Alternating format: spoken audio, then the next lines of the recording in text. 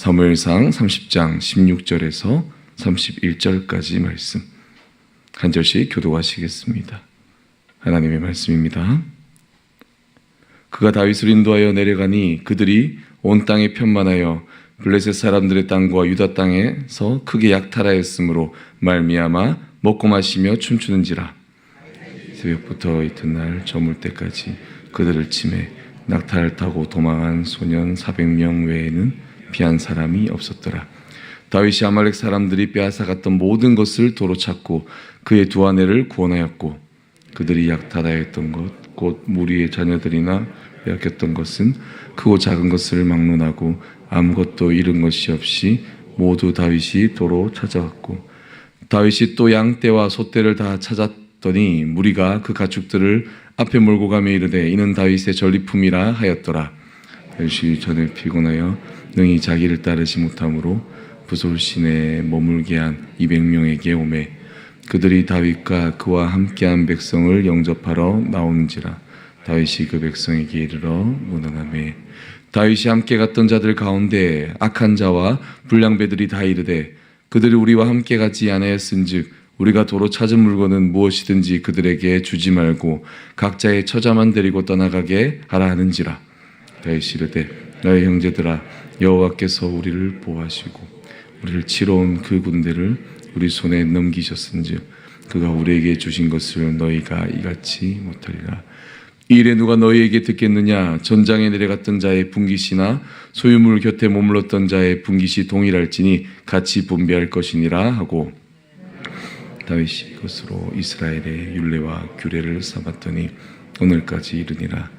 다윗이 시글락에 이르러 전리품을 그의 친구 유다 장로들에게 보내어 이르되 보라 여호와의 원수에게서 탈취한 것을 너희에게 선사하노라 하고 베델에 있는 자와 남방 라못에 있는 자와 얏들에 있는 자와 아로엘에 있는 자와 신못에 있는 자와 에스드모아에 있는 자와 라갈에 있는 자와 라무엘 사람의 성들에 있는 자와 겐 사람의 성읍들에 있는 자와 홀마에 있는 자와 고라산에 있는 자와 아닥에 있는 자와 헤브론에 있는 자에게와 다윗과 그 사람들이 왕래하던 모든 곳에 보내었더라.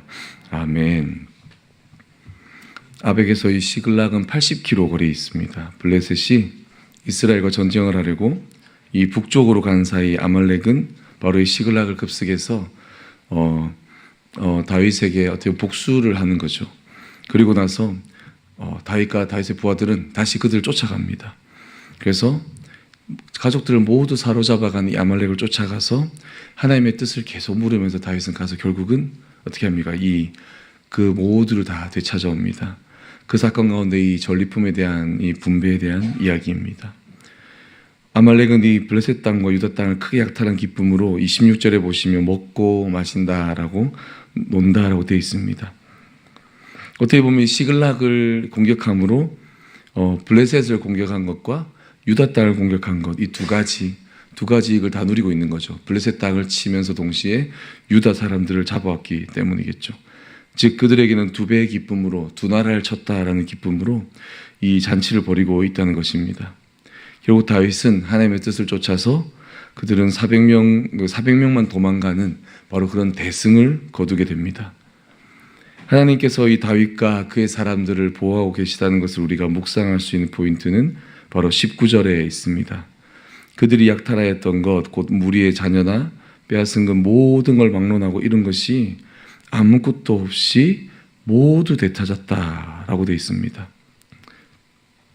오늘 이 19절, 20절 본문을 여긴 나와 있지 않지만 우리가 세번역으로 이 직역해서 그대로 읽어보면 다윗은 잃어버린 것 없이 모든 것을 되찾았습니다. 젊은이와 노인, 아들과 딸, 그리고 값진 물건 등 모든 것을 되찾았습니다. 다윗은 양떼와 소떼를 빼앗았습니다. 다윗의 부하들은 이 양떼와 소떼를 몰고 오면서 이것은 다윗이 빼앗은 것이다 라고 말했습니다. 이렇게 또 번역하고 있습니다. 무슨 말입니까? 모든 가족을 다 되찾고 또 물건도 전부 다 되찾고 여기다 심지어 어떻게 해요? 양떼와 소떼를 심지어 아말렉으로부터 빼앗아 왔다고 되어 있습니다. 이 전리품이 드디어 생긴 거죠. 근데 이제 문제가 여기서 생깁니다. 돌아오는 글에 지쳐서 이제 그 자리에 두어서 쉬게 했던 바로 200명에게 이 전리품을 나누지 말자라는 의견이 나왔기 때문이죠. 근데 재미있는 것은 이 포인트가 무엇인가? 이때 이 말씀을 이렇게 주장하는 사람들을 성경은 뭐라고 합니까? 악한 자와 불량배다라고 말하고 있다는 것이죠. 성경이 굳이 그들을 나쁜 무리로 이렇게 표현하는 것은 분명 그 단어의 의미를 말해야 할 필요가 있기 때문입니다. 마치 가룟 유다가 그 300데나리온의 그 나드 유향을 예수님께 그 향유를 부을 때 그 여인을 향해서 이것을 가난한 자에게 주는 게 낫다라고 말하지만 성경은 분명히 표현을 하죠. 이 유다가 돈꾀를 맡은 도둑이라라고 그 한마디 꼭 표현하고 있습니다. 무슨 말입니까? 성경이 분명히 그 표현하는 것은 그 가룟 유다가 불의함이 있다라고 말하듯이 오늘도 이 사람들이 악한 자와 불량배다라고 말하는 것은 분명 이들에게 불의함이 있다는 것을 성경이 말한다는 것이죠. 결국 그들은 이 나쁜 무리라고 말하기 때문에 그들이 200명에게 주장하는 것은 결국 뭡니까? 그들의 욕심에서 기인한 것이지 공동체의 그 화평을 위한 것이 아니라는 것을 우리는 바로 직감할 수 있다는 것입니다. 그러므로 다윗은 이 분깃을 나눌 기준을 드디어 이 계기로 정하게 됩니다. 다윗은 이 기준의 근거를 두 가지로 말하고 있습니다. 첫 번째는 23절입니다. 하나님께서 우리를 보호하시고 이기게 하셨으므로 얻게 된 바로 그 전리품이기 때문에 우리가 임의로 우리의 주관대로 함부로 해서는 안 된다라고 다윗이 말합니다. 무슨 말입니까? 하나님께서 주신 것이기 때문에 우리의 임의로 판단하면 안 된다는 것이죠. 하나님께서 주셨다. 하나님의 것이다. 바로 이게 첫 번째 근거입니다. 혹여나 우리는 얼마나 하나님께 주신 것을 혹여나 우리 공동체는 혹여나 임의로 판단하고 분배하거나 사용하고 있지는 않습니까? 자, 두 번째입니다. 24절입니다. 싸우는 자나 소유를 지키는 자나 어느 곳에든지 이 경중을 따지면 안 된다라고 또 두 번째로 말합니다. 여기서 우리는 또 중요한 포인트를 깨달아야 합니다. 우리 공동체도 우리 공동체 안에도 혹여나 누구는 중요한 일을 하고 있고 누구는 사소한 일을 하고 있다고 생각할 때 그것을 쉽게 생각하여서 마치 그들 각자를 달리 평가하거나 수구의 경중을 두어서 우리가 이 마치 세상이 성과에 대해서 평가하듯이 우리도 그렇게 사람의 사역을 판단해서는 안 된다는 것이죠. 혹은 우리가 또 그렇게 생각할 수도 있겠지요. 우리는 각자 어느 자리든지 있게 됩니다. 어느 자리든지 맡게 되고요. 또 서로의 체력의 차이가 있어서 어떤 자들은 힘을 써야 될 때가 있고 어떤 자들은 힘이 아닌 무언가를 잘 지켜야 되는 자리에 있어야 될 수도 있다는 것이죠.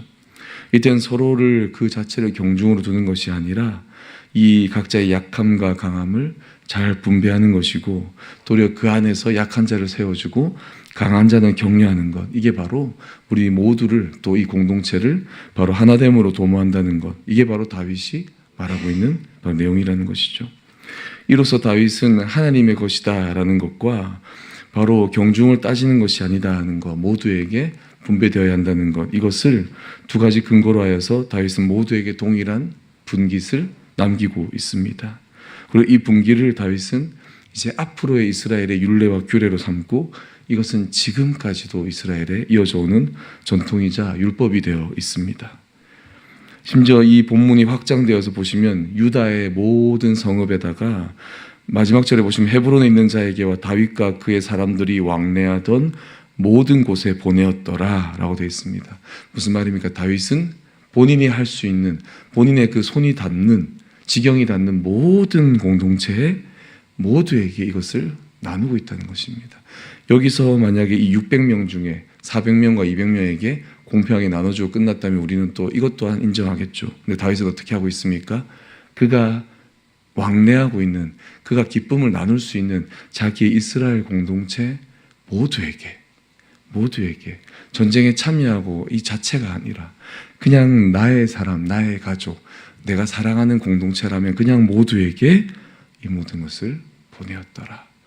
여러분, 여기에 또 우리의 눈길이 닿아야 됩니다. 우리는 이 400명이냐 200명이냐 이것으로도 나누지만 다윗은 여기다 어떻게 했다고요? 이 율례와 규례에서 더 나아가 최대한 많은 사람에게 기쁨을 나눴다는 것이죠. 이게 바로 진정한 잔치입니다. 아말렉이 처음에 벌였던 기쁨의 잔치가 아니라 진정으로 모두와 화평을 누릴 수 있는 화평의 잔치를 지금 바로 다윗은 보여주고 있다는 것이죠. 우리가 삼아야 될 율례와 규례는 무엇인가? 물론 최소한으로는 이 400명과 200명 이 함께한 자들에 대한 공평합니다. 두 번째는 무엇입니까? 우리가 지향해야 될 것은 우리가 사랑하는 모든 자들에게 기쁨을 나눌 수 있는 것.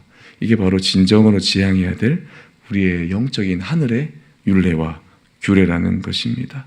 여러분, 우리도 이렇게 살아가시길 바랍니다. 우리 공동체를 사랑하시면서 누구는 잘하였다, 누구는 못하였다 이것이 아니라 나눌 수 있는 기쁨이라면 모두와 나누자라고 말할 수 있고 실제로 그렇게 실천할 수 있는 사람, 그게 바로 내가 되기를, 바로 우리가 되기를 주님의 이름으로 소망합니다. 기도하겠습니다. 주님 감사합니다. 아버지, 우리에게 다윗과 같은 지혜를 주시고 또 다윗과 같은 사람을 붙여주시고 또 우리 각자의 인생을 또 다윗처럼 허락하시고 지켜주시고 인도하시는 아버지 하나님, 우리에게도 영적 전쟁을 통하여 주님 주시는 귀한 전리품들이 있음을 고백합니다.